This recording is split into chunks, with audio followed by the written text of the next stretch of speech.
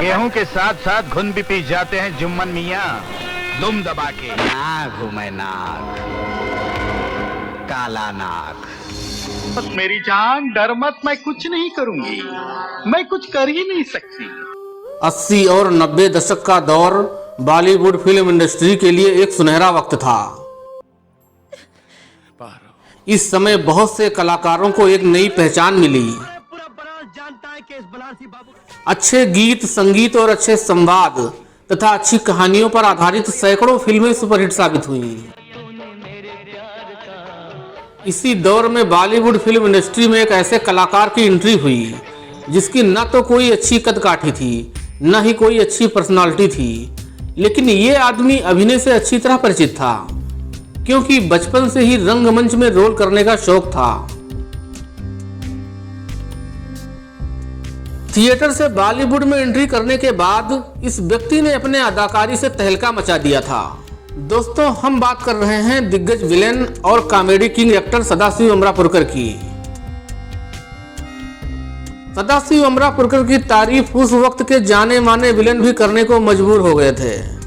इनकी आंखें और आवाज दर्शकों के बीच डर का माहौल पैदा कर देती थी। इसलिए तुम्हें खंडहर से उठाकर यहाँ तक ले आया मैं। खलनायकों के खलनायक अमरीश पुरी भी दूध का कर्ज फिल्म में सदाशिव अमरापुरकर के सामने फीके नजर आए थे। लोग तो ठाकुर साहब की जय जयकार करेंगे। उन्हीं की मूर्ति पर सजाए हुए वो करोड़ों के गहने तुम्हारे ही तो है। सदाशिव अमरापुरकर केवल अपने अभिनय पर ध्यान देते थे। उनको इधर उधर की बातें करना बिल्कुल भी पसंद नहीं था, इसलिए बड़े बड़े हीरो व कलाकार भी इनकी इज्जत किया करते थे।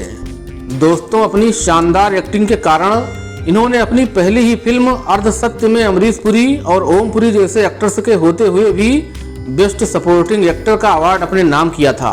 इन्होंने 1991 में आई फिल्म सड़क में विलेन का किरदार इतनी खूबसूरती से निभाया कि फिल्म फेयर वालों को अपने अवार्ड कैटेगरी में एक नया अवार्ड सेक्शन जोड़ना पड़ा और पहली बार वो अवार्ड इन्होंने ही अपने नाम किया।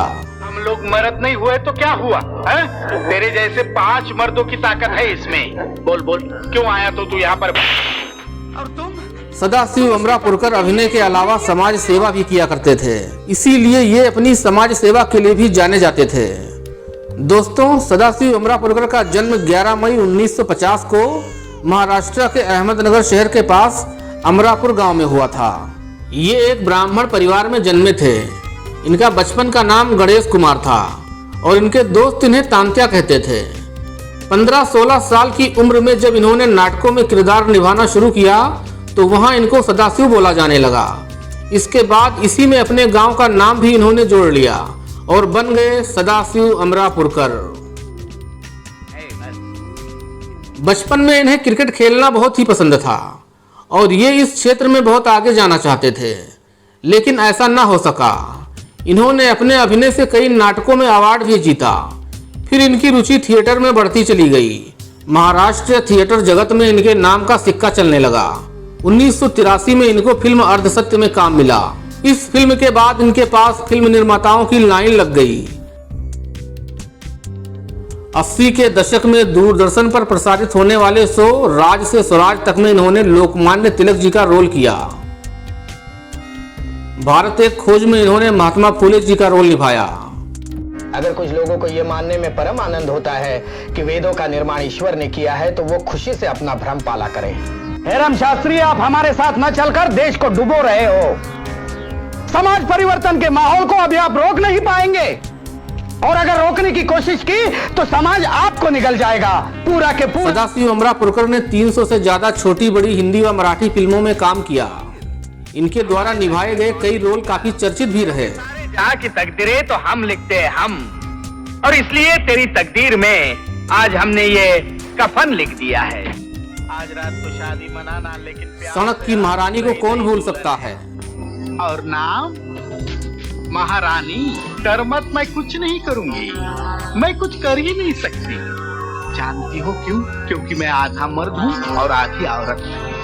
देख ना रूप ना रंग, देखिए किस्मत का। जहां इन्होंने विलन का रोल करके लोगों को डराया है, वहीं बहुत सी फिल्मों में कॉमेडी रोल करके लोगों को हंसाया भी खूब है।